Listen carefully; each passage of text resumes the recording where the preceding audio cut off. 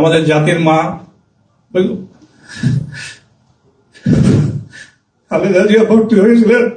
আপনারা সবাই জানেন নভেম্বর মাসের 23 তারিখে সন্ধ্যা 8:30 এবারকার হসপিটালে আমাদের দেশনেত্রী, প্রাক্তন প্রধানমন্ত্রী, আমাদের জাতির মা খালেদা জিয়া ভর্তি হয়েছিলেন। দীর্ঘ 1 মাস 10 দিন তার বিভিন্ন চিকিৎসা করে ওনাকে সুস্থ করার জন্য আমাদের আপ্রাণ চেষ্টা ছিল। বাট আমি মেডিকেল বোর্ডের পক্ষ থেকে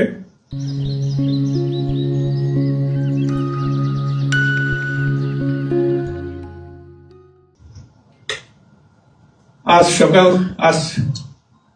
ভোর 6টায় 30 ডিসেম্বর ওনার মৃত্যু ক্লিনিক্যালি ডেথ ঘোষণা করেছিলাম। আপনাদের মাধ্যমে দেশবাসীর কাছে ওনার দোয়া চাই। আপনারা দোয়া করবেন উনি যেন বেহেশতবাসী হন। আপনারা সবাই জানেন নভেম্বর মাসের 23 তারিখে সন্ধ্যা 8:30 এবারকার হসপিটালে আমাদের দেশনেত্রী, প্রাক্তন প্রধানমন্ত্রী, আমাদের জাতির মা খালেদা জিয়া ভর্তি হয়েছিলেন।